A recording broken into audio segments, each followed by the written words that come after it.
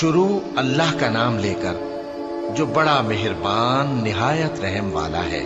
ان فرشتوں کی قسم جو ڈوب کر کافروں کی جان کھینچ لیتے ہیں، اور ان کی جو مومنوں کی جان آسانی سے نکالتے ہیں، اور ان کی جو تیرتے ہوئے جاتے ہیں پھر لپک کر آگے بڑھتے ہیں، پھر دنیا کے کاموں کا انتظام کرتے ہیں کہ وہ دن آ کر رہے گا جس دن وہ زلزلہ آئے گا، پھر اس کے پیچھے اور زلزلہ آئے گا۔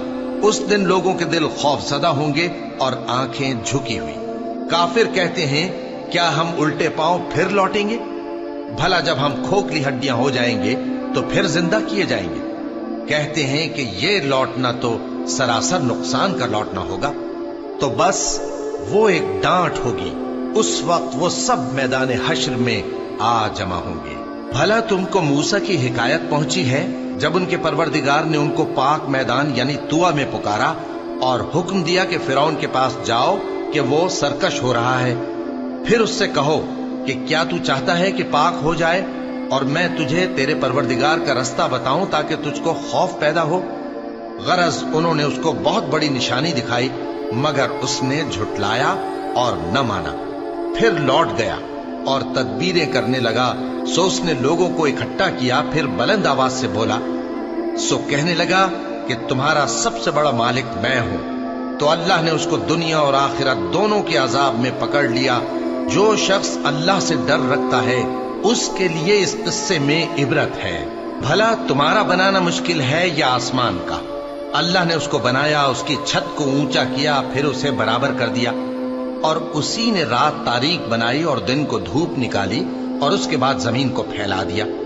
اسی نے زمین میں سے اس کا پانی نکالا اور چارہ اگایا اور اس پر پہاڑوں کا بوجھ رکھ دیا۔ یہ سب کچھ تمہارے اور تمہارے مویشیوں کے فائدے کے لیے کیا۔ پھر جب وہ بہت بڑی آفت آئے گی اس دن انسان جو محنت وہ کرتا رہا یاد کرے گا، اور دوزخ دیکھنے والے کے سامنے لا کر رکھ دی جائے گی۔ اب جس نے سرکشی کی اور دنیا کی زندگی کو مقدم رکھا تو اس کا ٹھکانہ دوزخ ہی ہے۔ اور جو اپنے پروردگار کے سامنے کھڑے ہونے سے ڈرتا اور نفس کو بیجا خواہشوں سے روکتا رہا تو اس کا ٹھکانہ بہشت ہی ہے۔ اے پیغمبر صلی اللہ علیہ وآلہ وسلم، لوگ تم سے قیامت کے بارے میں پوچھتے ہیں کہ اس کی آمد کب ہے، سو تم اس کے ذکر کی طرف سے کس فکر میں ہو؟ اس کا منتہا یعنی واقع ہونے کا وقت تمہارے پروردگار ہی کو معلوم ہے۔ جو شخص اس سے ڈر رکھتا ہے تم تو اسی کو ڈر سنانے والے ہو۔ جب وہ اس کو دیکھیں گے تو ایسا خیال کریں گے کہ گویا دنیا میں صرف ایک شام یا ایک صبح رہے۔